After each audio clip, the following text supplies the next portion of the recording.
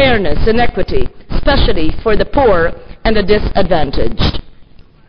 There is no more appropriate time to show political will, good governance, and exemplary leadership than these trying times. Indeed, these times call for a new brand of leaders.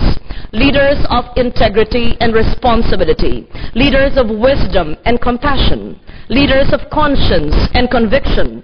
Leaders who are truly committed to eradicating poverty and uplifting humanity. Excellencies, ladies and gentlemen, the challenge in development is undeniably clear. Through the centuries, since the Industrial Revolution, Mother Earth has been at the mercy of humans' insatiable desires for material wealth and economic progress. Yet, our ways of thinking and pursuing development have depleted our social, cultural, and natural wealth. Sadly, we must admit, our so-called development have made the poor more vulnerable, has placed some cultures at risk of extinction, and has pushed ecosystem services like fisheries beyond repair.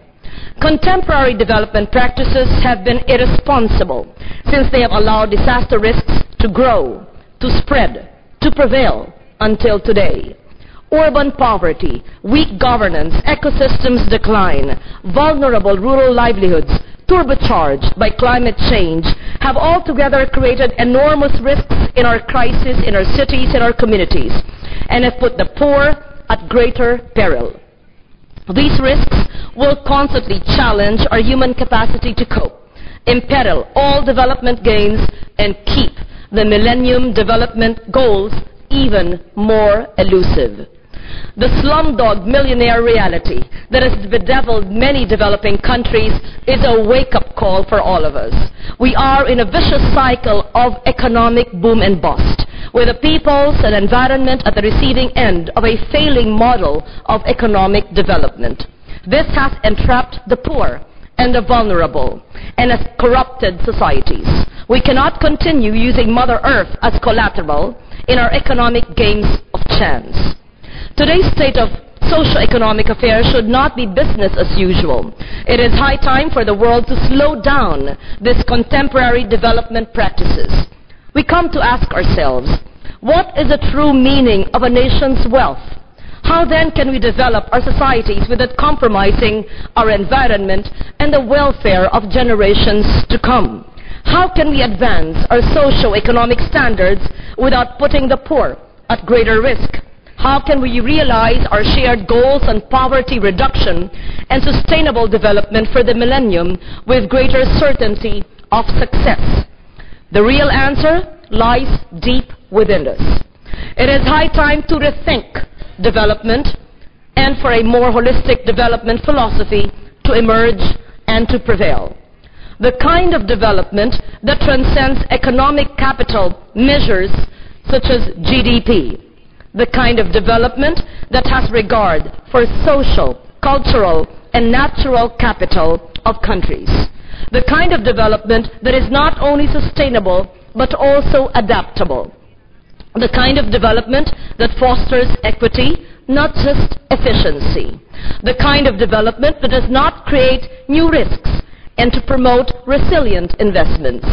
The kind of development that is founded on sustainable and equitable socio-economic development, ecosystems protection, cultural resilience, and good governance. Now is the time for all of us to unite on all these challenges and to transcend territorial boundaries, political persuasions, and institutional affiliations. If only we could keep an open mind, an open heart, and a genuine passion for good governance, I believe we can make an important difference for our people, especially the poor, the marginalized, for our society and for the world. And the time to make that difference is now. Humanity's future depends upon all of us. Let us be the change we seek. Thank you. Mabuhay.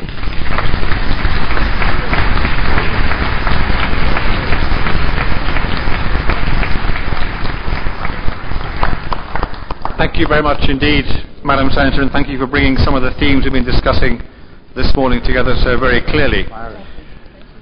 These remarks bring to a close this part of the high-level opening session. We've heard graphic testimony from all parts of the globe about what disasters really mean for people and for development. We've heard about the difference disaster risk reduction can make and the desperate need for more investment and more action. I think all the speakers have made clear that the response to this is in our hands, depends on our political will, and this is the lesson we have to take to heart, particularly that inaction will prove more expensive than action.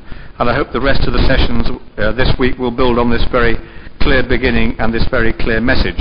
So let me thank all the high-level speakers this morning for their contributions, and thank you, the audience, for your attention.